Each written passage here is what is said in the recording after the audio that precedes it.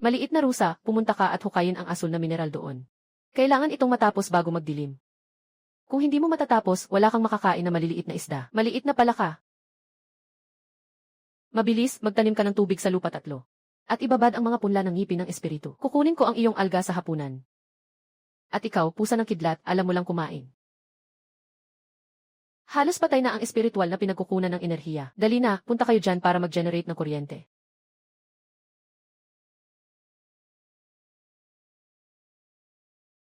Nako, ang sarap ng pakiramdam nito.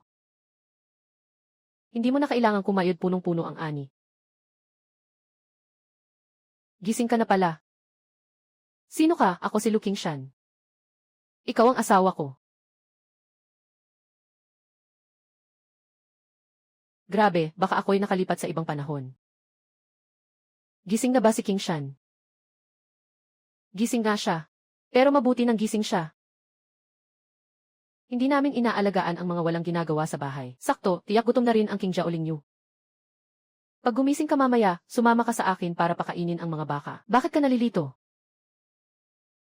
Hindi. Kakagising ko lang kaya medyo magulo pa ang utak ko. Sasama na ako agad para samahan ka. Ayan, sa ganitong kalagayan. Mukhang hindi pa tayo makakabalik agad. Kailangan lang nating maglakad ng isang hakbang at maghintay. Ako na isang direktor ng Human Resources sa isang malaking kumpanya sa internet. Ngayon ay kailangang mag-alaga ng baka. Anong klaseng bagay ito? Wang Jie, halika na at sumama sa akin sa kwadra ng baka. Ang asul na paa ng araro ay buhay natin. Dahil ikinasal ka sa pamilya Lu, kailangan mong unti-unting matutunan ang mga bagay sa bahay. Naiintindihan ko na.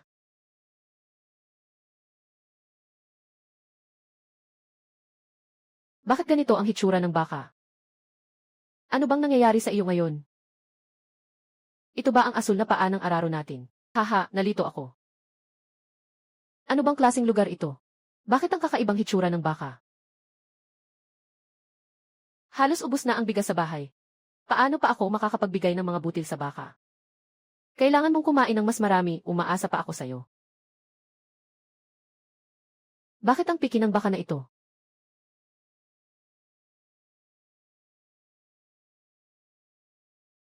May obsesyon sa kalinisan. Kapag nalagyan ng dumi ang katawan ko, malaki ang bababa ng aking produktibidad. Siguro ito ang aking swerte. Mapili ako sa pagkain, pipiliin ko lang yung gusto ko, hindi ko kakainin ang iba. Ganoon pala yun. Nakikita ko ang mga nakatagong katangian ng mga espiritu na ito. Lahat ng 3 katangian nitong baka ay negatibo. Pinapahalagahan pa rin ito ng pamilya Lu. Hindi nakakagulat, kahit na mahirap, Wang Jie, tandaan mo. Nasa kamay natin kung makakalampas tayo sa taong ito. Nakasalalay ito sa baka na ito. Kahit gaano pa kagaling si Qingshan, hindi niya kayang araruhin ang lupa gamit ang balikat. Lahat ng mga ektarya ng lupa sa bahay ay umaasa sa kanyang lakas. Hindi pwedeng iwanan ang baka na to. Sobrang nakakapagod na nga ang pagiging mapili sa pagkain. Halos ubos na ang bigas. Kailangan pang magtipid ng soybeans para pakainin ito. Hindi ito nag-aalaga ng baka. Tila ito ay nag-aalaga ng mga ninuno. Mas mahirap pa dito. Hindi lang siya mapili sa pagkain. Isang baka na nagtatanim sa bukirin ay natatakot sa dumi. Mataas ang gastos sa pag-aalaga, mababa ang kahusayan, mababa rin ang katatagan. Kaya kailangan nating i-optimize ang bakang ito. Hehe, sa pag-optimize ako ang pinakamagaling. Ngayon, unang balikan ang bahagi ng bukirin sa silangan. Kung hindi, mahuhuli na ang pagtatanim sa tagsibol, alam ko.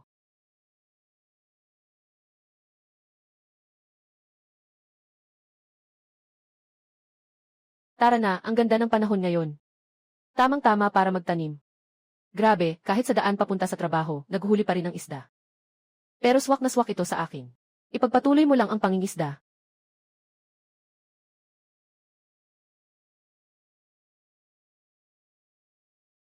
Maglakad-lakad lang tayo. Kung makakapunta tayo sa bukirin, doon tayo kakain.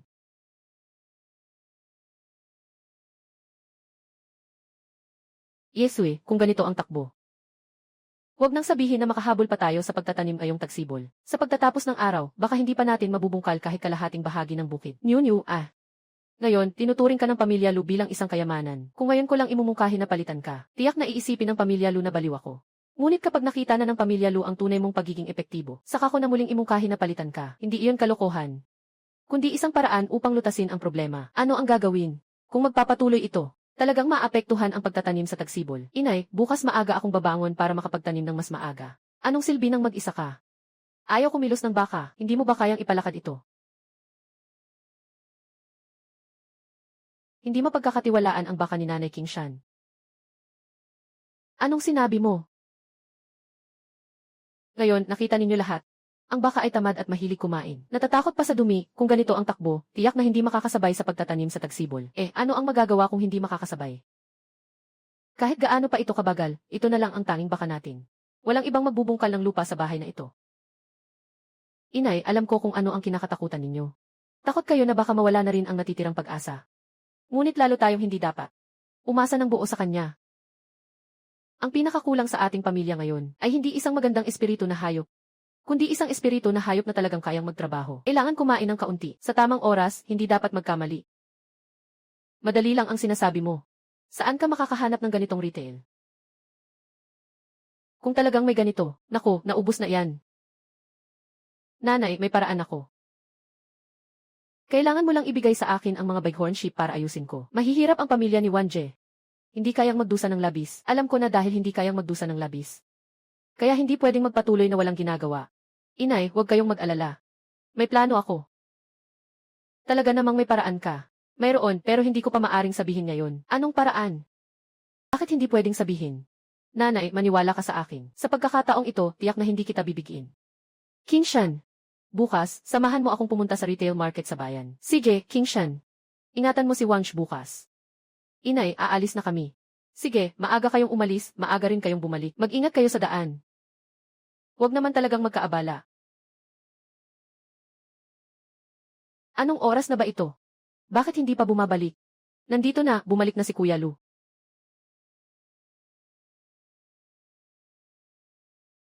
Nasaan ang baka? Tinanong ko kayo tungkol sa baka.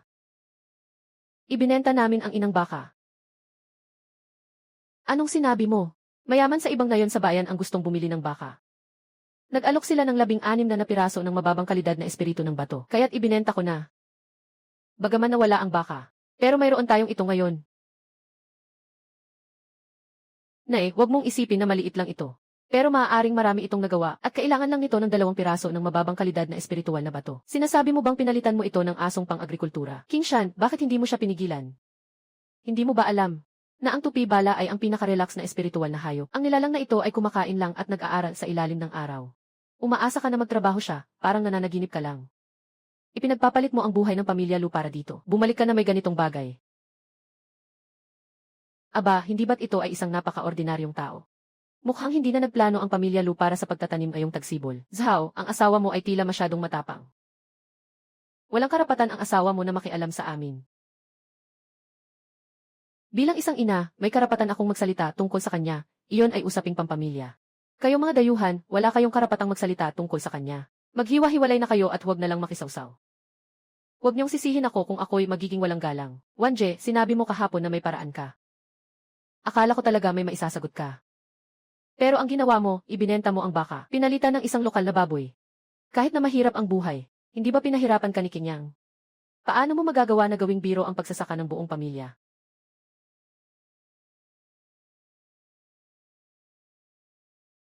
Inay, alam kong kahit ano pa ang sabihin ko ngayon, hindi mo ako paniwalaan. O ganito na lang. Bukas ng umaga, papatawagin ko siya para ipakita sa inyo. Maiintindihan ninyo lahat. Hindi mo naman gustong ipaararo siya, di ba? Tama, Wanj. Hindi ka naman nalilito, di ba? Nanay, paano kung magpusta tayo? Sige, sabihin mo. Kung hindi makagalaw ang batang ito, aminin ko ang pagkakamali ko. Sa mga susunod, lahat ng bagay sa bahay ay susundin ko ang plano ni nanay. Kung makagalaw siya, ako na ang bahala sa mga gastusin sa bahay. CJ, tingnan natin bukas kung paano ang kinalabasan. Gusto kong makita kung anong kaya ng maliit na ito. Kung hindi mo siya maibabagsak, tandaan mo ang sinabi mo ngayong gabi. Walang problema. Ako, Lin Wanj, hindi ako babawi sa sinabi ko. Sigurado ka ba talaga? Alaynan. Bukas, tiyak na may mga tao na darating para manood. Kung hindi makagalaw, huwag mag-alala, alam ko na. Bukas, nasa iyo na ang maliit na kasama. Hahaha, ang cute nito. Hawak-hawak ito parang hindi nagtatrabaho. Sadyang para lang mang-aliw ng bata. Hahaha, Tiazhaw. Malaki ang lugi mo ngayon. Bakit mo naisip na palitan ang baka ng ganitong bagay? Itong maliit na bagay, huwag namang matulog ka na bago pa man magtrabaho sa bukirin. Hahaha. Ngayon, nag-aalala ka na, pero huli na ang lahat. Sige na, simulan na natin.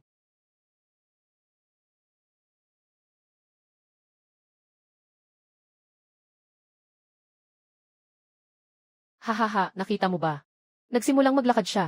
Kapag natapos niya ang pag-aararo ng lupang ito, matatapos na at malalampasan na ang pag-aararo ng tagsibo ng susunod na taon. Pupunta siya para araruhin ang lupang ito.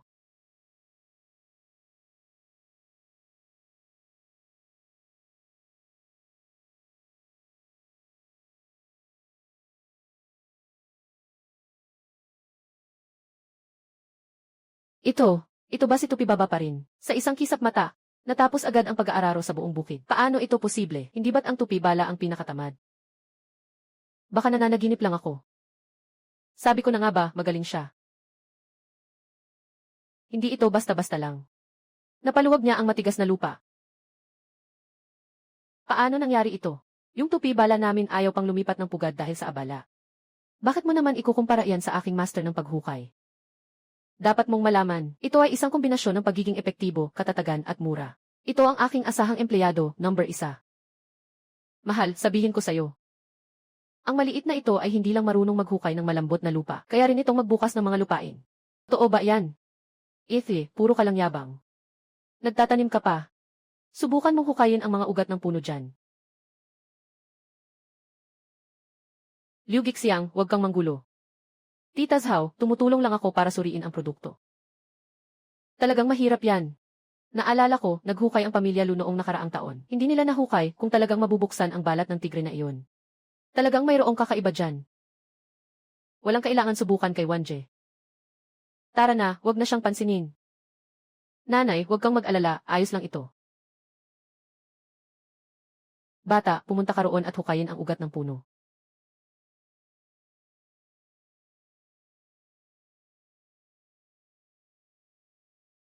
Tingnan mo, sabi ko na hindi siya kaya. Nagsimula na siyang umikot-ikot. Mukhang wala na siyang ibang paraan. Kung magpapaligid pa tayo ng kaunti, siguro ay babagsak na tayo.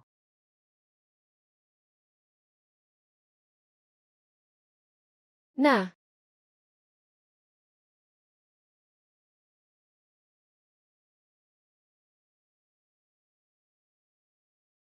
paano naman ito posible?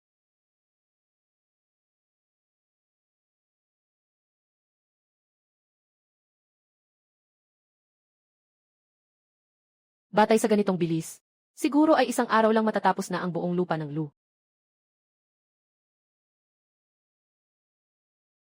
Wang, ito ang lahat ng ipon ng Lu pamilya. Sa hinaharap, ikaw na ang bahala sa gastusin ng bahay. Tita Zhao, talagang siya ang magpapamahala sa pera. Gaano nakatagal siyang napangasawa sa pamilya Lu? Ito ang usapin ng pamilya naming Lu. Wala kang karapatang makialam. Isa ka lang namang tagalabas. Kung talagang mabuti ang intensyon mo, ibalik mo muna ang kalahating sako ng magaspang na bigas na inutang mo sa pamilya namin noong nakaraang taon. Hindi ko ba iyon nakalimutan? Humph, nakalimutan daw. Ngayon mo na lang naalala. Nakalimutan pa ang pautang na bigas. Talagang magandang alaala. Aalis na si Wang Ji. Uwi na tayo. Ito bang maliit na bagay? Talagang kayang magbukas ng lupain. Totoo yan. Kaninang umaga, naalis na ang ugat ng malaking puno. Bala, ang galing mo ba talaga?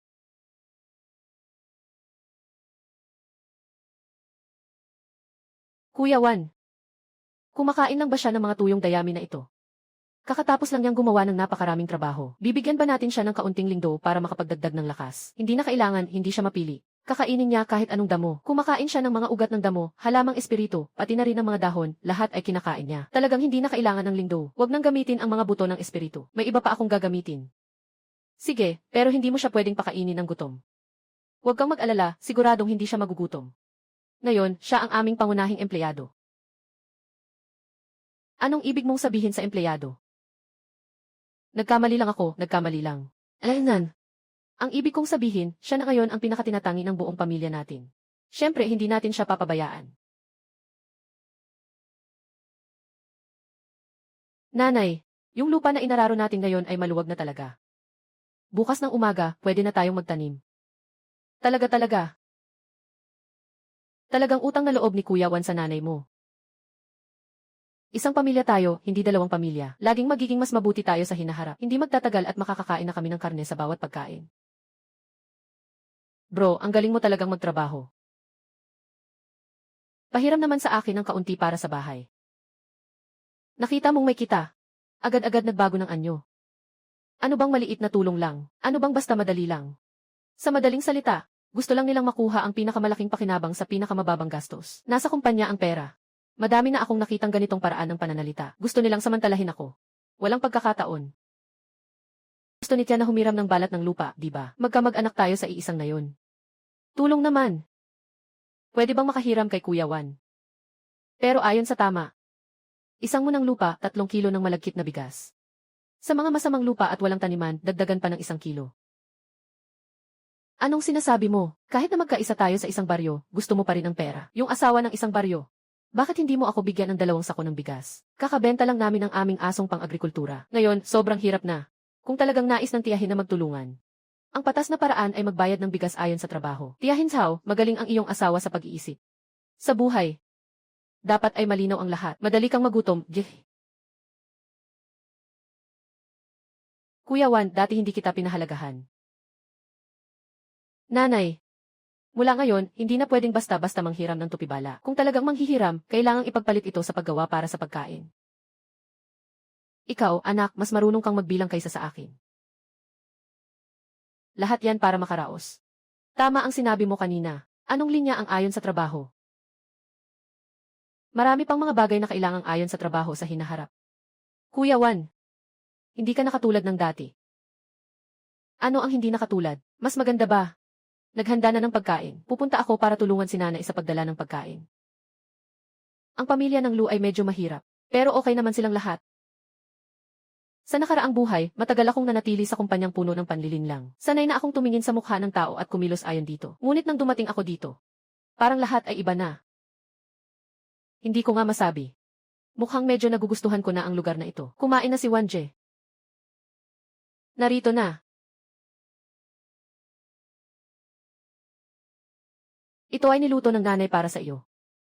Sapat na sa akin ang biskwit at maalat na gulay. Kumain ka ng itlog kasama si King Shan. Kumain ka na, kumain ka na. Kaka-recover mo lang sa sakit. Kailangan mong kumain ng masustansya. Itong lola na to. Mataray magsalita pero mabait ang puso. Sige, kakain na ako. Ayos din. Anak, anong nangyari? Yung abandonadong gubat at minahan sa kanluran ng baryo natin. Ano ang nangyayari? Bakit mo tinatanong? Ngayon, narinig ko mula sa kapitbahay. Na noong nakaraan, may isang lugar sa kanluran ng Nayon na may mina ng fosforite. Pagkatapos ay nawala na ito. Yung lugar na yun. Noong mga nakaraang taon, talagang may mina ng phosphorite doon. Pero hindi naman ito malaki. Mga piraso lang ng mineral na tinatawag na kingwen ore, mga batong maliliit, mababang uri ng mineral na buhangin. Dati, umaasa ang mga tao sa Nayon dito para makakuha ng maraming butil. Huwag mong isipin ang lugar na iyon. Bakit? Yung lugar ng Posporus na mina ay bumagsak 10 taon na ang nakalipas. Noong panahong iyon, lahat ng yungib ay natabunan. Maraming tao sa Nayon ang muntik nang hindi makalabas. Pagkatapos, lahat sila ay pumunta roon. Ang bunganga ng mina ay sobrang natakpan ng matitigas na bato. Hindi kayang hukayin ng tao. Hindi ito lupa, kundi mga batong gumuho. Ang mga bato ay matigas at mabigat. Kapag tinamaan ng pala, nanginginig ang kamay. Kaya huwag mo nang isipin. Yung ganitong bato, tanging mga espiritu ng minero lang ang makakagawa. Pero yung mga espiritu na iyon, madalas ay nangangailangan ng daan-daang o libu-libong espiritu ng bato. Wanje, bigla mong tinanong ito. Ayaw mo namang ipagawa kay Tupi Bala na maghukay, di ba? Sasabihin ko sa iyo, hindi pwede, si Tupi Bala ay magaling ngayon. Ngunit ang abandonadong minahan ay hindi. Sa bukirin, sa pinakamataas ay malinis lang ang paligid. May mga matitigas na bato na bumagsak sa lugar na iyon. Kahit gaano siya kagaling, hindi niya kayang durugin ang mga bato. Tama ang sinasabi ng nanay mo. Nakarating na ako sa minahan sa kanluran. Sa labas, mukhang bundok lang. Pero sa loob, puro magulong bato. Ay naku, huwag kayong masyadong mainis. Hindi ko balak ipasok si Tupi para sa pagmimina. Kaya anong plano mo? Kalagayan ngayon ng Lupamilya. Kung gusto mong makabangon, masyadong mabagal at iisa lang ang pagtatanim. Kailangan palawakin ang mga paraan. Hindi pwedeng umasa lang sa ilang ektaryang lupa. At ang mga abandonadong minahan sa gubat ay maaaring isang pagkakataon. Kung gaano kamahal ang mga espiritu ng minero na espesyal na hinuhukay ng nanay, ang mga karaniwan ay nagkakahalaga ng daan-daang espiritu ng bato. Mas mahal pa ang mas magaganda. Kahit na kayang bilhin, hindi naman kayang alagaan. Mas mahal pa ang kinakain nila kaysa sa tao. Hindi sulit gamitin para sa mga basura ng minahan sa ating baryo. Naiintindihan ko na. Kaya hindi ka na magbabalak bumili, di ba? Hindi, anong bibilhin ko? Talaga bang bibili ka? Nanay, huwag kang mag-alala. Hindi ako bumibili ng mahal. Ang budget ko ay 4 na batong espiritu. Paano makakabili ng espiritual na hayop na pangmina sa 4 na batong espiritu? Anak, hindi ko sinabing kailangang bumili ng espesyal na pangmina na retail. Kaya anong binili mo? Bumili ako ng tunay na makakatulong sa problema. Kuya Wang, halos nalilito na ako sa'yo. Hindi lang naman yung pangmina ang retail. Kaya ba talagang masolusyonan ang problema? Ang mga retail na espesyal na nagmimina ay mahal dahil sikat ang kanilang pangalan. Kaya't mahalaga sila. Ngunit sa ngayon, hindi natin kailangan ng retail na kayang magmina ng malaki. Kailangan lang natin ng maliit na retail na kayang magdurog ng pagkain. Ngunit kahit na ang sinasabi mong maliit na retail, hindi naman mura ang presyo nito. Nanay, wag mo na itong alalahanin. Sabi ko, 4 na yuan lang sa merienda, hindi talaga lalampas sa budget.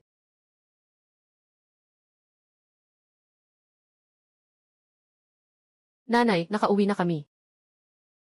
6 yaoman pala ang umuwi. Hindi ba dapat umuwi siya kahapon? Huwag mo nang banggitin na bara ang daan sa bundok dahil sa mga bumagsak na bato. Kaya nag-ikot kami ng konti, hipag. Gising ka na, buti naman. Nabahala pa kami ng tatay sa daan pa uwi. Tingnan mo, okay na ang hipag. Sobrang masigla. Kapatid, nasaan ang baka natin? Nga, nasaan ang baka? Nasa bukirin pa ba? Bakit walang nagsasalita? May nangyaring masama ba? Tatay, ibinenta ko ang baka. Pinalitan ko ito ng kanya. Ano ang nangyari? Huwag kang magalit. Nang bumalik ka, hindi mo ba napansin na naayos na ang lupa? Siya ang nag-ayos nito. Nagtataka pa nga kami ng tatay kung paano naayos ang mga lupaing walang laman. Akala ko siya ang gumawa nito. Ate, naaalala ko na ang mga baka ay hindi lang kumakain ng damo. Nagmumukmok ba? Haha, iyon ay sa baka ng ibang tao. Ang sa amin ay medyo espesyal. Talagang mas mahirap nang gamitin ang mga asong pang-agrikultura sa mga nakaraang taon. Noon, akala ko tayo ang may problema sa pagkain. Hindi ko akalain na problema pala ito ng baka mismo. Ate, pwede ko bang hawakan ito? Siyempre pwede. Ang bait-bait niya. Maliit na maan, pamilyar ka ba sa bayan? Kaming mag-ama ay nasa King Shizen nitong mga araw. Nagbebenta kami ng mga nakabalot na kawayan. Ate, bakit mo ito tinatanong?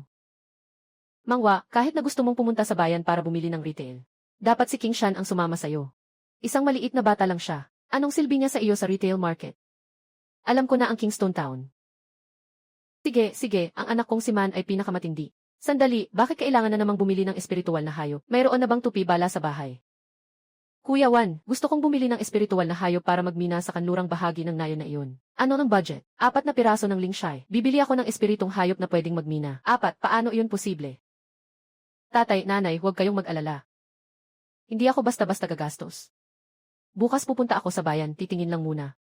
Kung talagang may makita akong angkop, saka lang ako bibili. Kung walang tamang 4 na merienda, hindi ako kakain ng kahit isa. Sige na. Xiao Man. Ingatan mo ang iyong hipag sa daan. Huwag lang puro laro, narinig mo ba? Sige na, mama, huwag kang mag-alala. Kilala ko ng mabuti ang Kingstone Town. Tinitiyak kong hindi ko papayagan ang iyong hipag na maligaw. Xiao Man, ngayon sumama ka sa iyong hipag sa bayan. Kailangan mong bantayan siya. Masyado siyang matigas ang ulo. Kung sakaling may makita siyang espiritu ng hayop at hindi sigurado, dapat mo siyang hikbiin na umuwi muna. Nakausap mo na ba ang pamilya? Nanay, huwag kang mag-alala. Babantayan ko si ate. Basta huwag kang mas excited kaysa kay ate. Hehe, sige, hahanapin ko na si ate. Ay, isang matapang, isang sobrang mausisa. Talagang nakakabahala kapag pinagsama-sama. Nanay, huwag kang mag-alala. Alam ni Wanje ang ginagawa niya. Uy, kayon ay nag-aalaga na siya ng asawa niya.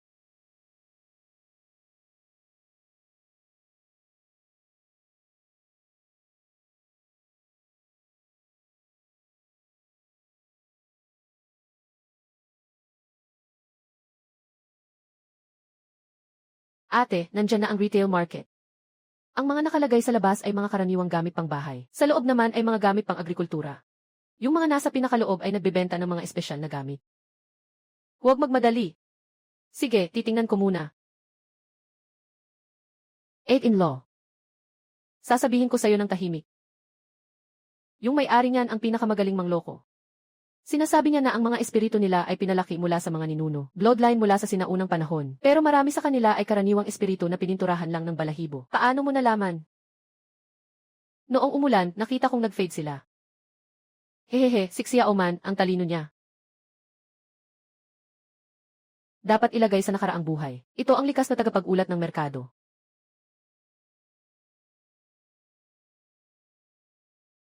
Sayang. Lahat ng ito ay walang silbi, mga puting salita at mga pulang negatibong salita. At ang gintong mga salita ay wala ng silbi para sa akin ngayon. Wala itong halaga. Hindi ba nakatagpo ng magandang espiritu ang hipag? Alaynan. Hipag, naisip ko ang isang lugar. Doon maraming kakaibang espiritu. Baka doon ay makahanap ka ng espiritu na gusto mo. Hipag, narinig mo ba ang tunog ng pagsabog? Narinig ko, parang galing ito sa loob. Tara, pasukin natin at tingnan.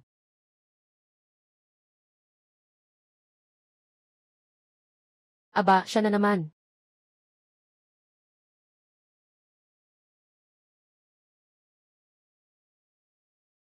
Gising, huwag ka nang matulog. Bakit ang espiritu ng hayop na ito ay natutulog pa sa araw? Ay, huwag nang pag-usapan.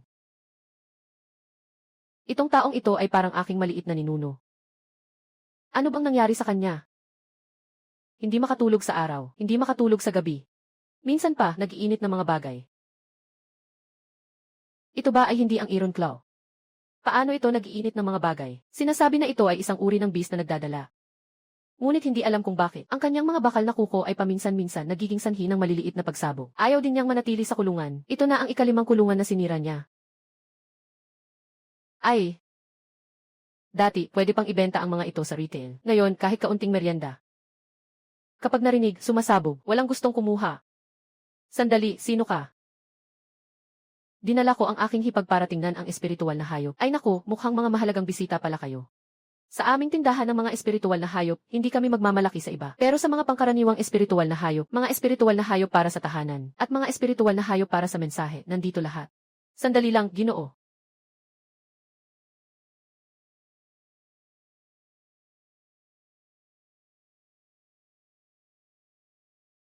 Mas madali para sa mga minero ng ginto na makaramdam habang nagmimina. Lugar ng minero ng phosphor. May posibilidad na makakuha ng mas mataas na uri ng phosphor kapag nagsusunog ng mina. Genyo sa pagsabog. Patuloy na nag-ipon ng maliit na halaga ng enerhiya ng pagsabog sa katawan. Kung hindi ito mailalabas sa loob ng isang takdang panahon, maaaring magdulot ng pagkalito o pagkalagas. Ang mga gabing madilim ay mababa ang gising sa araw. Malaki ang pagbawas sa bisa. Katapos ng gabi, ang kakayahan sa pagdama, aksyon, paghuhukay, at kahusayan sa pagtatrabaho ay malaki ang itinaas. Natuklasan ko na. Itong dalubhasa sa pagsabog at night owl. Sa mata ng iba ay problema. Pero para sa akin, para siyang Diyos na kakayahan. Binibini, hindi ka na ba nahulog sa kanya? Magkano? Talaga bang gusto mo? Tatanungin ko muna ang presyo. Hindi naman sinabi na kailangan. Lexat, ito ay Iron Claw Pier. Maaari itong magdala, at maaari ring gamitin ang pala para sa pagmimina, multifunctional retail. Ganito na lang, kunin mo ang 10 pirasong merienda. 10 piraso, hindi mo ba sinabi na hindi ito mabebenta? Hindi maibenta ay parang bakal na mansanas din. Binibini. Hehe, huwag kang mag-alala. Ang negosyo ay isang proseso ng pagtutulungan sa presyo. Kaya magbigay ka naman ng iyong alok.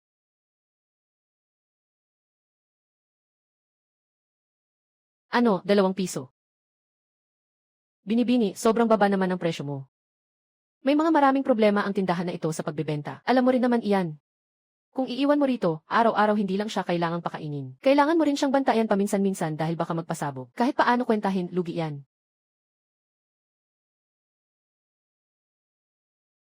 Tama nga ang sinasabi ng dalaga. Sige, ibenta mo na sa kanya. Walang silbi kung itatabi pa iyon. Pinatawag ng may-ari ang tindero ninyo. Ayaw ko na ng basurang palaka na ito. May nagbabalik ng produkto dito. Anong nangyari dito? Bakit ka pa nagtatanong? Kailangang ibalik mo ito sa akin ngayon, may-ari. Kapatid Lee, ilang araw pa lang itong nabili. Bakit kailangan mo nang ibalik ito pagkatapos ng ilang araw? Ayaw ko talaga siyang alagaan buong araw. Paano mo ba sinabi sa akin noong una na mura at maganda ang gamit? Na ang tubig na inaalagaan niya ay makakatulong sa paglaki ng mga espiritu. Pero ang nangyari, ayaw niyang uminom ng ordinaryong tubig. Gusto niya yung tubig na may espiritu. Kapag uminom siya ng walang espiritu na tubig, hindi na siya magpapakawala ng tubig para sa taniman. Anong klaseng pamilya meron ako? Kung meron sana akong tubig na banal, bibili pa sana ako niyon para itanim sa bukirin. At sobra namang duwag nito.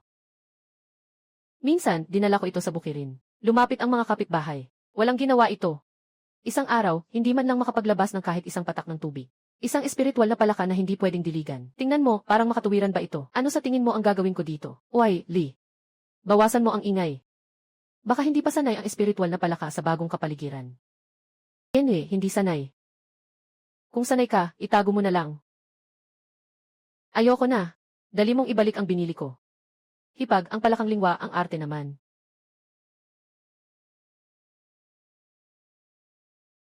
Lihim na pinagmumula ng enerhiya. Kapag nagdidilig, naiaayon nito ang enerhiya sa tubig at lupa. Nakakapabilis ito ng pagtubo ng mga halaman. Nakakatulong mapanatili ang buhay ng mga punla. Ang mga taong may pakialam ay nais uminom ng tubig na may enerhiya. Halos hindi umiinom ng ordinaryong tubig. Kung matagal na hindi makainom ng espiritual na tubig, hindi na kasing epektibo ang pagbuga ng tubig. Ang taong may social anxiety ay sobrang kinakabahan kapag maraming tao. Kapag kinakabahan, hindi makakabuga ng tubig. Kailangan ng kalahating araw para bumalik sa normal. Di inakala, may nakuha pang hindi inaasahan. Ang husay ng lingkuan kya Osho ay talagang parang isang Diyos na kasanayan. Pabilisin ang paglago ng mga halaman. Ganoon, tanging mga nangungunang tindahan lang ang makakagawa. Tungkol sa 20 pulang negatibong tala.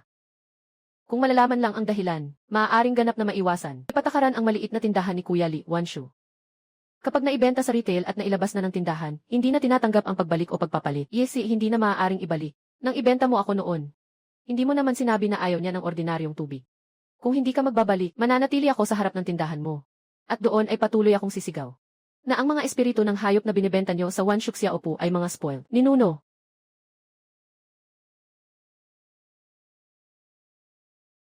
Sige na, natakot na ako sa'yo.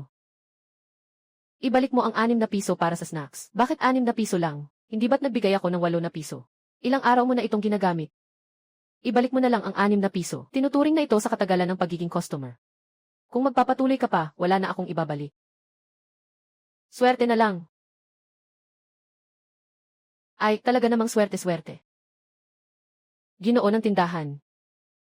Ito ba, hindi mo pa rin ibebenta? Sister-in-law, hindi mo naman gustong bilhin ito, di ba?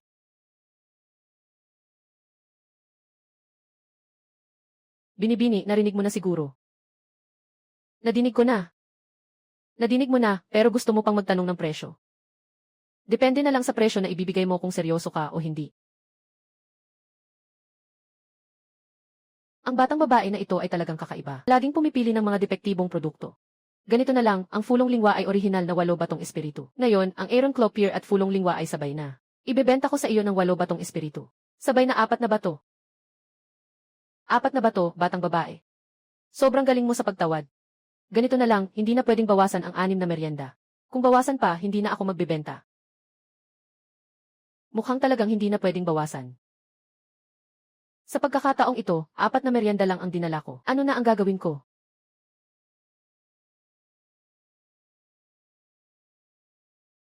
Ate, ito para sa iyo. Siya Oman, paano ka nagkaroon ng merienda? Ito ay ipon ko. Noong una, kasama ang tatay, pumunta kami sa bayan para magbenta ng mga basket na gawa sa kawayan. Pera na ibinigay sa akin ng tatay. Ikaw, tanga ka. Wala ka bang takot na baka magkamali si ate sa pagkakataong ito? Nang bumili si ate ng lupa para sa mga palaka, hindi rin naniwala ang nanay. Ngunit sa huli, talagang naisaayos ng lupa ang mga ligaw na bukirin. Kaya sa tingin ko, hindi rin ito basta-basta na pagbili. Kaya ikaw, mula ngayon, ikaw na ang magiging responsable sa mga maswerteng palaka. Tinitiyak ni Xiaoma na aalagaan ang espiritual na palaka ng mabuti. Dalhin ko na ang 6 na bakal na pangil at ang espiritual na palaka ng fuli. Sige, pero linawin ko lang. Walang balik-balik pagkatapos umalis sa tindahan. Kung may mangyari, wag mo akong hanapin. Huwag kang mag-alala. Tindera, sana hindi ka magsisi. Iswe, magsisisi ako. Gusto ko sanang umalis na sila agad. Babae, hindi ka ba natatakot na sumabog siya? Siya Oman, dalhin mo ang espiritual na palaka. Iswe, kakasabog lang niya. Sa maikling panahon, paano pa siya muling sasabog? Anong nangyari kay Xia Oman? Sister-in-law, itong espiritual na palaka ay takot. Huwag mo siyang takutin. Huwag mo ring hayaang masyadong maraming tao ang lumapit sa kanya. Naiintindihan mo ba? Sige, naiintindihan ko na. Ang pangalan ko ay Luxia Oman. Mula ngayon, uwi ka na sa bahay kasama ko. Bibigyan kita ng magandang pag-aalaga. Ate, sumasagot siya sa akin. Tara, umuwi na tayo. Isang espiritu na natutulog sa araw, na pwedeng sumabog. Isang karaniwang espiritu na hindi umiinom ng tubig at takot. Kung alam ng nanay na gumastos kami ng 6 na espiritu na bato, tiyak na iisipin niyang nababaliw kami. Ate, anong tinatawanan mo? Naisip ko kung anong isusumbong ni nanay mamaya, kung aling isa ang unang sisisihin. Sa tingin ko, una tayong pagsasabihan ng nanay. May katwiran. Nanay, nandito na kami.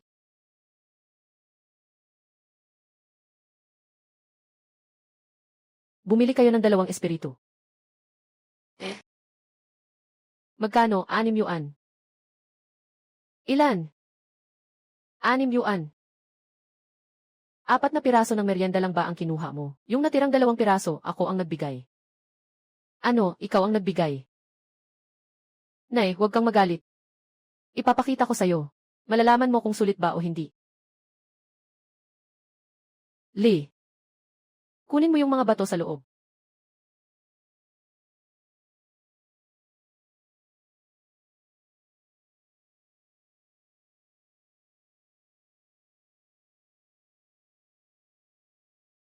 Magandang ipinakita.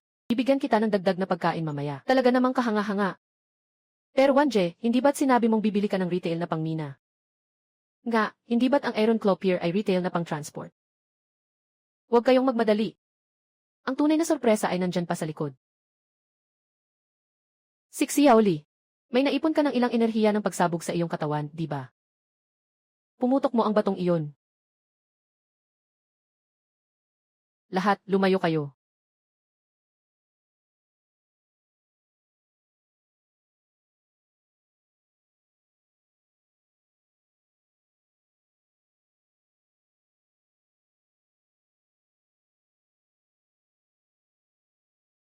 Ito ba ay talagang Iron Claw Badger? Isang espiritu ng hayop na kayang magdala at sumabog.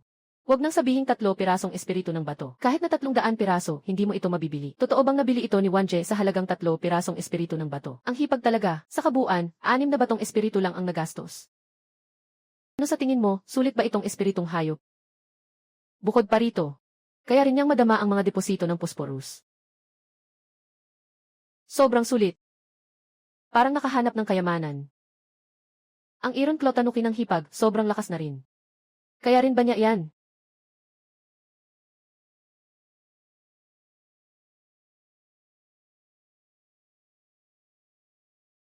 Siya Olin, tulungan mo akong durugin ito.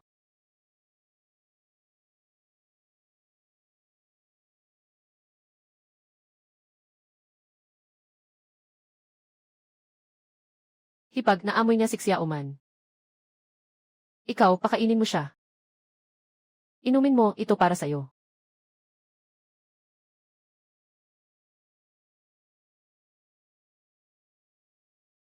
Hindi pala niya kailangang uminom ng espiritual na tubig. Kailangan lang niya na may espiritual na enerhiya ang tubig. Kaya pwede ring ibabad sa tubig ang mga binhi ng espiritu. Sobrang galing mo, ate. May mas magaling pa. Li, ilipat mo yung paso ng mga punla sa mesa.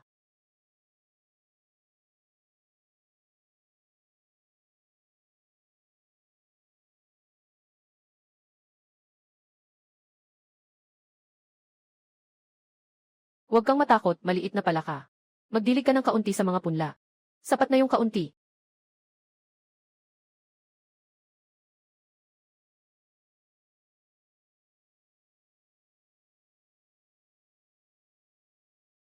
Akala ko hindi na mabubuhay yung mga punla. Hindi ko akalain na sa pagdidilig lang, nabuhay na ulit. Ama, hindi maililigtas ang mga punla ng gulay sa basta pagdidilig lang. Siguro may kakaibang bisa ang tubig na idinilig ng mahiwagang palaka. Ano? Kuya Wan, totoo ba ang sinabi ni King Shan? Totoo ba talaga? Ayos yan, maingat talagang nag-obserba si King Shan. Kayang pabilisin ng mahiwagang palaka ang paglago ng mga halaman, at maaari ring pataasin ang sansang mabuhay ng mga punla. Kuya Wan, ikaw na talaga ang swerteng bituin ng pamilya namin. May isang espiritong hayop na nagpapabilis ng paglago ng mga halaman. Iyan ay bagay na dati hindi namin pinangahas isipin. Inay, huwag kang masyadong ma-excite. Ito pa lang ang simula. Tatay, inay, King Shan at Xiaoman. Ang tungkol sa dalawang espiritong hayop na ito ay kailangang panatilihing lihim. Ang tagong kakayahan ni Xiaowa at Xiaoli ay napakalakas. Kapag kumalat ang ganitong bagay, syempre, magiging inggit ang iba. Sa mga panahong iyon, dadami lang ang mga problema. Tama si Kuya Wan. Mahirap sukatin ang puso ng tao. Talagang maingat ka sa pag-iisip, Kuya Wan. Dahil wala namang tutol. Simula ngayon, kailangan tayong kumilos ng mababa ang profile. Sa nakaraang buhay, ang mga usaping ito at iyon, nakakita na ako ng napakarami. Mas malinaw ang isip ko kaysa sa sinuman. Lalong maganda ang mga bagay. Lalong madaling makuha ang atensyon. Kaya't sa wala pang ganap na lakas, dapat maging mapagpakumbaba. Kung hindi, ang makukuha ay hindi tiyak na paghanga. Ito ay isang sakuna. Nanay, Xiaoman, dalhin ninyo ang tupibala at ang funang. Linwa, ikaw ang bahala sa pagpapatatag ng taniman ng pamilya. Tatay King Shan, ngayong gabi. Mauna tayong pupunta sa inabandunang minahan ng fosfato sa kanlurang bahagi ng baryo. Tingnan kung talagang may fosfato roon. At sa araw maraming tao at maraming matang nagmamasid. Madaling mapansin ng iba. Dagdag pa, si Xiaolin ay mas angkop na magtrabaho sa gabi. Kaya kailangan nating kumilos sa gabi. Mahalaga ang paglalakbay na ito sa abandonadong minahan. Nakasalalay dito kung makakakuha tayo ng unang batch ng merienda. At sa pagkakaroon ng merienda, makakabili tayo ng mas maraming retail. Sa pagkakaroon ng retail, maaaring palawakin ang sukat ng negosyo. Ganito lang. Maaaring unti-unting makaalis sa maliit na nayon. Tara na, dapat tulog na ang mga tao sa nayon. Talagang aalis si Wanji ngayong gabi. Ito ang tamang oras para umalis. Sa unahan ay ang lugar ng pagguho. Noong bumagsak ang minahan noon, ang pinakamalaking bato ay nakatambak dyan. Sinubukan ng mga tao sa nayon ng ilang beses, hindi mabuksan ng pala.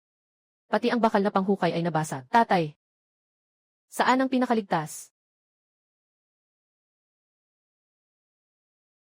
Doon sa labas na dalisdis, hindi ito ang pangunahing yungib, bagamat matigas ang bato. Ngunit hindi nito maapektuhan ang mga lagusan ng mina sa loob. Kung susubukan, subukan mo doon.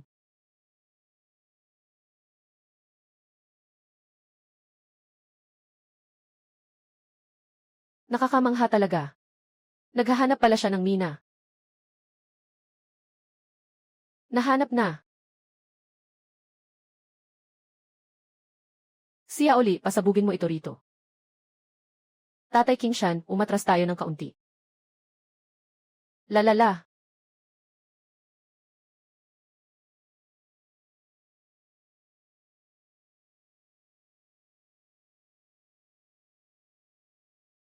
Talagang sumabog.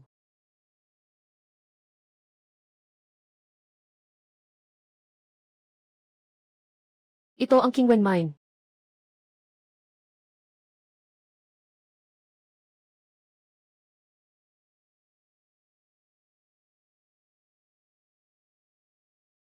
Nakita ko na ito noong bata pa ako. At mas maliwanag ito kaysa sa mga nahukay sa aming nayon noon. Hindi ko alam kung anong antas ng espiritual na mina ito. Magaling ang ginawa. Tay, bilisan natin ang paghukay dito. Tapos, umuwi na tayo. Ngayon lang namin tinatantya kung saan pupunta. Ang pangunahing layunin ay malaman kung may mina talaga dito. CJ.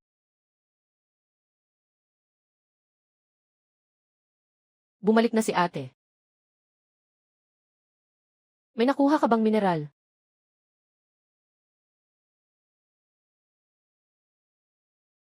Totoo, may mina nga. Ito lang ang nakuha namin. Siguro, katumbas na ito ng buong kalahating taon nating pagsusumikap. Sa lugar na ito na minahan, meron pang. Ito ay isang maliit na bahagi lamang. Inay, huwag kang masyadong mainggit.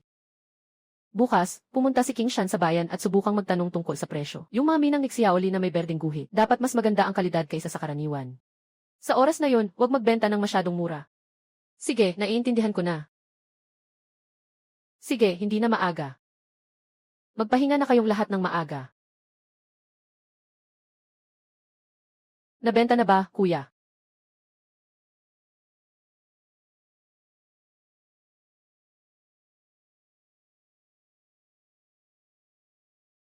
$100,112, piso.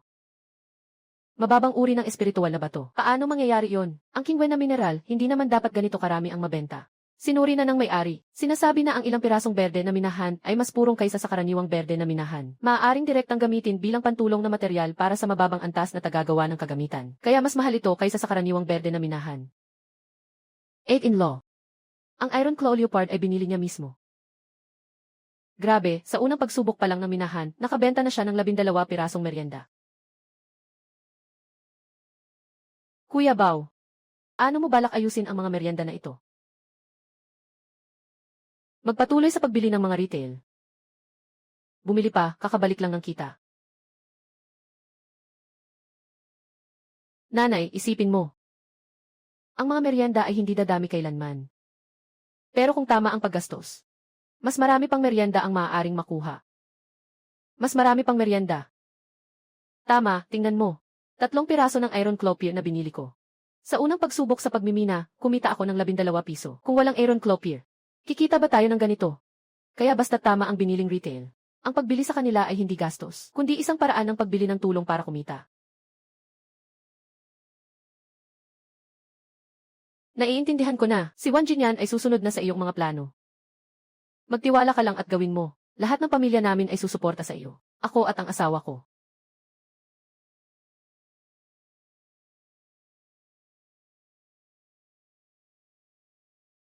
Anak, anong ginagawa mo? Ito ay para ibalik ang meriendang binilihan mo kanina. Hindi na kailangan, salamat. Ito ay kusa kong inilabas mismo. Sabi na, 2 piraso lang ang nilagyan ko, di ba? Bata, ang pera sa bahay ay para sa bahay. Kailangan mong bayaran yung utang mo. Tungkol naman sa dagdag na ito. Ito ay para sa iyong gantimpala. Walang maliit na si Man, hindi rin namin maipambili ang bakal na panghuli. Tanggapin mo na agad. Wanje, ano ang susunod nating hakbang? Kulang pa tayo ng 3 bagay. Anong 3 bagay ang kulang? 3 iba't ibang uri ng espiritu. Ang batch na ito ay direktang ipadala sa bayan. Pupunta tayo sa araw. Tama. Noon, palaging maliit na batch ang ipinapadala. Siguro nagdududa na ang pandayan doon. Kaysa hayaang maghula sila. Mas mabuti kung dadalhin natin ito ng hayagan ngayon. Kapag lalong itinatago, lalong mukhang may tinatago ka. Kung tatahakin ang pangunahing kalsada sa araw, mas magmumukhang karaniwang nagbebenta ng mineral. Lumabas ka, Haring Daga.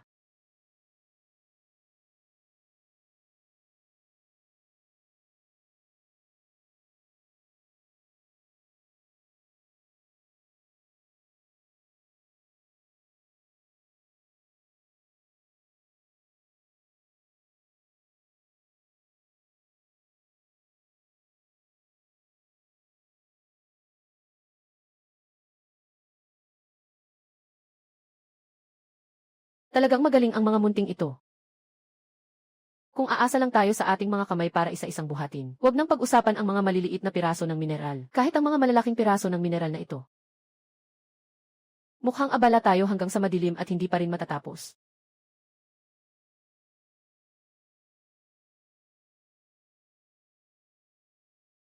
Sama-samang grupo, mas marami ang mga kasama, mas maayos ang kilos, at tataas din ang kahusayan. Kaunti lang ang kinakain ng maliit na tiyan. Kailangan lamang ng kaunting pagkain para mapanatili ang kalagayan sa loob ng isang araw. Maaari pangunahan ni March ang mga espiritu ng kanyang lahi sa pagkilos, at maipasa ang epekto ng kanyang mga katangian sa mga kapwa niya lahi na kanyang pinamumunuan, para sa pagbabahagi. Kapatid Wang, napakaraming mineral ang naipon dito. Kaya ba talagang tiisin ng Swanby Camel Beast? Kailangan nating dalhin ito sa bayan. Hindi ito madaling daan.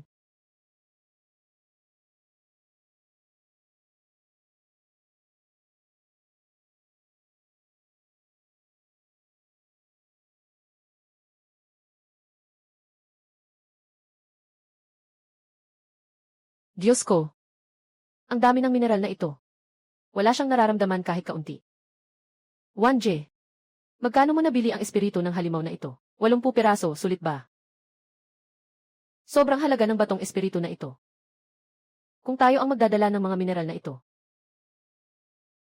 siguradong kailangan nating bumalik-balik sa bayan ng 15 beses. Baka hindi pa natin maipadala lahat. Ngayon, isang beses lang ay kaya na, at hindi na kailangan ng tao para magdala. Hindi lang ito ang meron. Mayroon pang sobrang bigat, kaya nitong magdala ng higit pa sa ilang ulit ng sariling timbang. Ang gabay ay kayang magplano ng pinakaangkop na ruta ng paglalakad. At matandaan ng matagal ang daan na minsang nilakad. Ang hayop na ito, ang Swanby Camel Beast, bukod sa kaya nitong magdala ng higit pa sa ilang ulit ng sariling timbang. Kaya nitong magplano ng pinakaangkop na ruta ng paglalakad ng mag-isa. Ang galing nito. Pero sa unang pagkakataon, kailangan muna nating dalhin ito sa isang beses. Sasabihin natin na sa susunod na magdadala na lang tayo ng mineral, di ba't hindi na kailangang sumunod pa ang tao? Tama. Pero ang kondisyon ay, kailangan muna nating humanap ng isang mapagkakatiwalaang permanenteng mamimili. Tama, ito ang tamang paraan. Hindi sapat ang liwanag. Kailangan din ng may magbabayad sa atin. Kapatid Juan, sabi mo kanina na kulang pa tayo ng 3 uri ng retail. Isa ay para sa long distance transport. Isa ay para sa group handling. Yung nasa kabila, yun na ba ang pangatlong uri?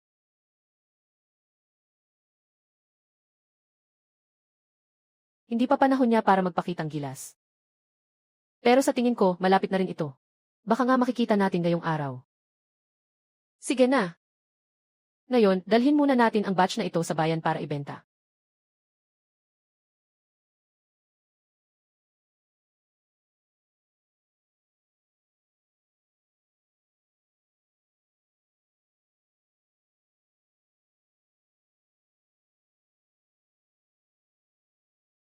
Baka masyadong halata si Kuya Wang ganito. Huwag kang mag-alala, walang problema. Kami lang naman ang nagbebenta ng mina ng normal, walang nanakaw, walang nagnakaw. Bakit ka matatakot kung hayag at tapat?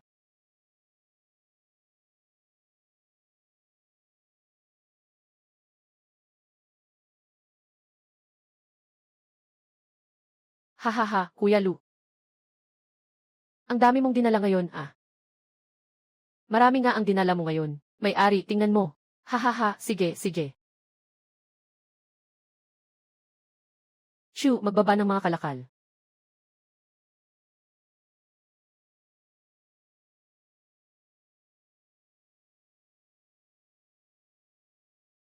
Hindi masama, mas maganda ang kondisyong ito kaysa sa mga nakaraang beses. Magtiwala ka, Al Perez. Sigurado kaming mataas ang kalidad ng minang aming dinala. Haha, huwag kang mag-alala. Siyempre, nagtiwala ako. Sige, ilagay nyo na ito. Haha, Kuya Lu. Ito ay 5 pirasong mid-range na espiritu na bato. Katumbas ito ng 500 mababang uri na espiritu na bato. Kung may ganitong minapa sa hinaharap, ipadala lang. Huwag nang katulad ng dati na konti-konti. Ipadala ayon sa sukat na ito para sa aming tindahan. Kung gaano karami, iyon ang kailangan. Tuloy-tuloy na pagtanggap. Kung mayroon, sabihan mo ako. Sige, ingat kayo sa pag-uwi. Mga mahihirap na pamilya sa nayon.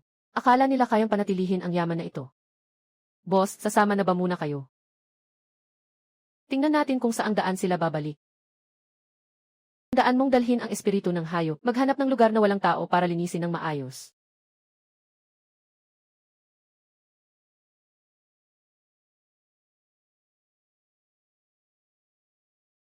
Anong nangyari? Walang anuman, umalis na tayo, Jinan. Mag-ingat kayong lahat sa pag-uwi.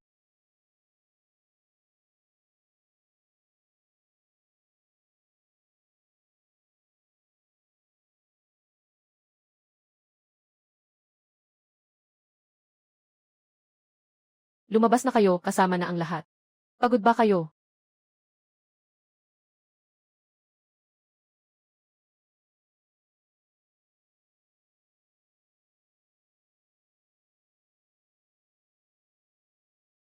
Huwag magkamali, Yanvi. Lin at Ginoong Lu. Nais lang ng aming may-ari na anyayahan kayong bumalik upang pag-usapan ang balangkas. Kailangan ng pag-usapan ang balangkas sa labas ng bayan. Punta na. Walang paligoy-ligoy. Sabihin mo ang pinagmulan ng Mina, gusto niyo bang magnakaw? Ginoong Lu. Huwag naman sanang masyadong masakit ang mga salita. Karamihan sa mga mina sa paligid ng Kingston Town ay para sa aming pandayan. Dahil kaya ng pamilya niyo ang ganitong karaming magagandang mina. Dapat malaman kung saan galing ang minahan na ito. Talaga namang mahilig kang magbiro. Kumilos ka, Sia Oying.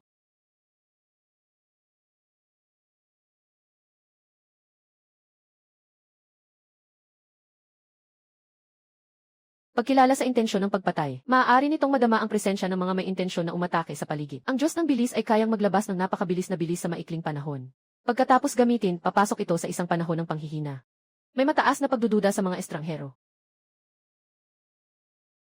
Anong klasing halimaw itong espiritual na hayop?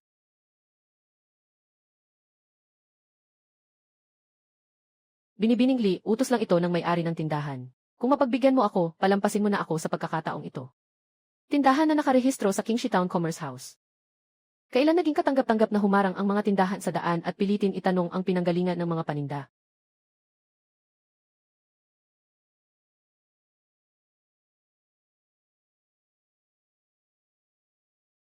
Vice President Shen. Ang pangalan ko ay Shen Qinghe, Vice Presidente ng Kingling Commerce House. Kasama rin ang bayan ng Qingxi sa saklaw ng rutang pangkalakalan na aking pinangangasiwaan. Tagapangulo Shen, kung ang rutang pangkalakalan na ito ay nasa ilalim ng inyong pamamahala, ang nangyari ngayong araw, hindi ba dapat kayong magpaliwanag sa amin? Siyempre naman.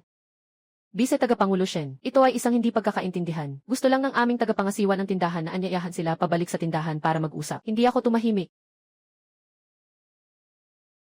Huwag kayong mag-alala. Tungkol sa nangyari ngayon, bibigyan ko kayo ng paliwanag.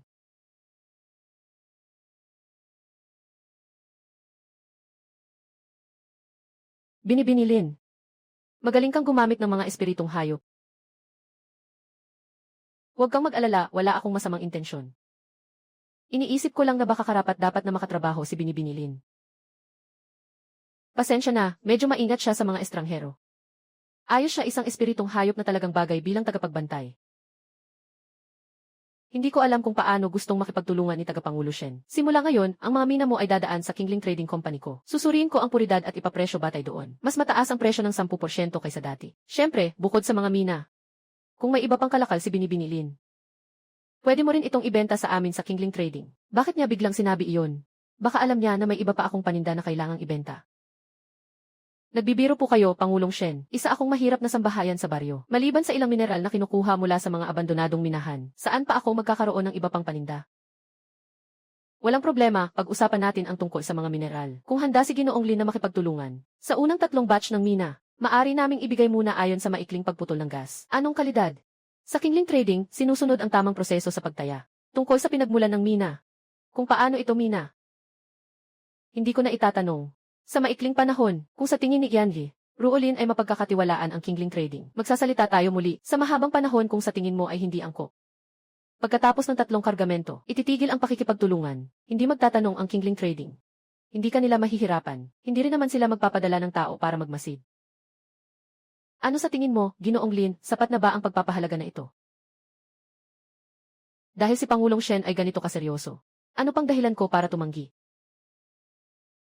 Kaya't inaasahan kong magiging masaya ang ating pakikipagtulungan. Hawakan mo ang plakang ito. Pumunta ka sa sangay ng Kingling Commercial sa Kingston Town. May mga tao roon na tutanggap sa iyo. Sige, pupunta ako. Magkita tayo sa sangay ng Kingling Trading. Umalis ka na. Opo, aalis na po ako.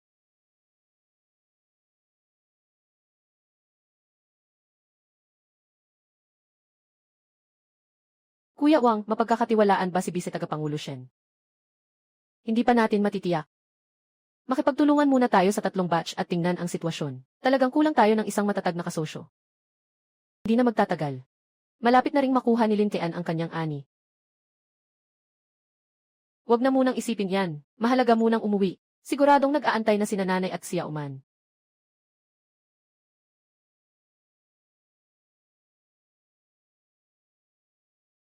Talagang matalino itong si Lin Wanj. Laging may natitirang 3 bahagi sa kanyang sinasabi at 7 bahagi sa kanyang ginagawa. Ayaw niyang maghayag ng kahit kaunting palatandaan. Hindi lang mina ng King Wen ang hawak niya. Sigurado may iba pa siyang mga kalakal. Kunin muna natin ang kanyang tiwala. Dumadami kamakailan ang mga taong nagbabantay sa posisyon ko sa kumpanyang pangkalakalan. Kung hindi ako makapaghain ng isang transaksyon na talagang kikita at mananatiling matatag, mukhang hindi ka magiging komportable sa posisyon ng Vice Presidente. Isang mahirap na tao mula sa probinsya. Bakit siya ang may hawak ng ganitong magandang pinagkukunan ng mineral? Siguro, malapit nang makabalik ang mga ipinadala natin.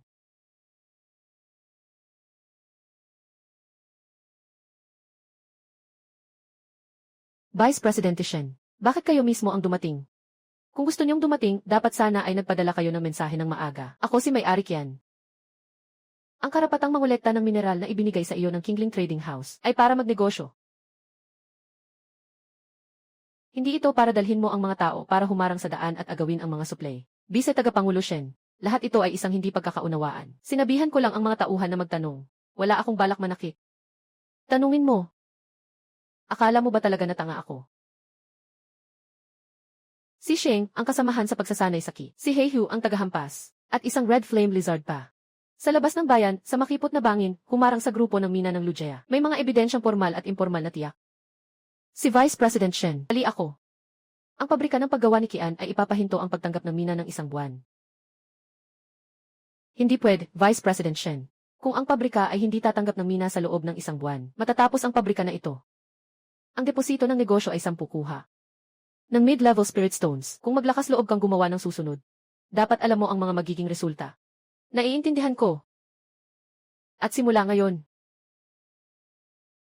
bawal ka nang makipag-ugnayan kay Jens. Lin ng pribado. Kung hindi, huwag kang mag-alala. Tinitiyak kong hindi ko na sila papansinin. Naging padalos-dalos lang ako. Hindi ko akalain na kilala ni Vice Presidente Shen si Jens. Lin, kaya hindi mo ako kilala, pwede na akong apihin, ganun ba? Hindi yan ang ibig kong sabihin. Vice Presidente Shen, bobo ako kaya dapat akong parusahan. Dapat akong parusahan, dapat akong parusahan, dapat akong parusahan.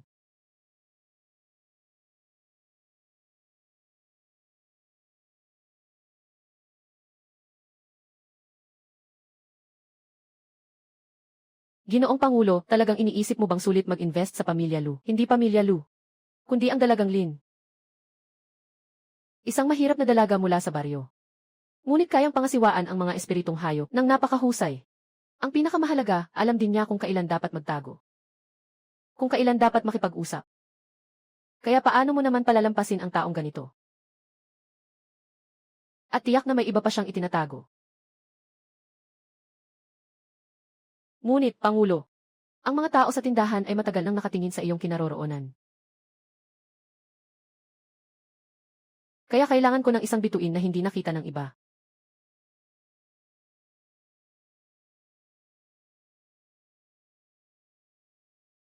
Bakit ka ang tagal? May nangyari ba sa daan? Walang masama sa ina. Alam ng nakatatandang kapatid ang sitwasyon. Inay, nakabalik na kami. Bakit ang late ng balik? May konting aberya sa daan. Naayos na. Sinasabi ko na hindi ganun kadali ang magnegosyo sa labas. Walang mga patakaran sa mga taong iyon. Puro kalkulasyon. Pero mabuti na lang at walang masama sa tao. Sige, pumasok na kayong lahat at kumain. May inihandang masasarap na pagkain ngayon.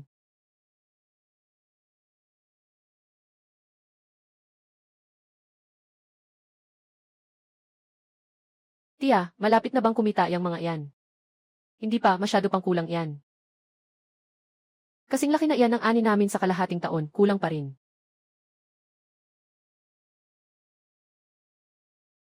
Sabi ko na nga, kaunti lang. Hindi yan tungkol sa mga maliit na gulay. Kundi sa sobrang liit ng aming mga maliit na lupain. Itong mga lupa na to, kahit sa baryo natin, masasabi na nating malalaki. Nga. Para sa mga karaniwang magsasaka, hindi na ito maliit. Ngunit kung nais talagang makuha ang kapangyarihan sa pagpepresyo, kulang pa ang maliit na lupain na ito. 1J. Ano ang ibig mong sabihin? Kailangan kong pagsamahin ang mga yaman ng ating nayon. Ngayon, may mga lupain sa nayon na hindi ginagamit. May mga kanal na nakatiwangwang. Baka may mga nakatagong minahan pa na hindi pa natutuklasan. Kapag hiwalay-hiwalay, walang halaga ang mga ito. Pero kapag pinagsama-sama, iba na ang kwento. Gusto mong isama ang mga tao sa baryo para gawin ito. Tama, pero hindi basta-basta lang. Gagawin nating isang plano ang mga yaman at lakas ng baryo. Lahat ay magiging bahagi ng isang laro. Dati, bawat isa ay abala sa sarili nilang gawain. Ikaw na ang bahala magbenta nito. Kung anong presyo ang itatakda ng mamimili, ayun lang ang presyo na maaari mong ibenta. Pero kung sabay-sabay tayong gagawin at ayusin ang mga patakaran, mas lalaki ang dami at mas mapapanatili ang kalidad. Sa ganitong paraan, saka na tayo magbebenta. Magkakaroon tayo ng karapatan na makipag-usap sa kanila tungkol sa presyo. Pero maniniwala ba ang mga tao sa nayon? Sa iyo? Noong una, marahil hindi. Ngunit ang mga resulta ng nakaraang buwan ay nakikita nila. At, kapag nakapag-establish tayo ng pangmatagalang pakikipagtulungan sa Kingling Trading Company, nais kong isipin na, ang mga tao sa nayon ay tiyak na magmamadali, na humiling sa atin na isama sila. 1J. Ano ba talaga ang gusto mong mangyari sa ating nayon?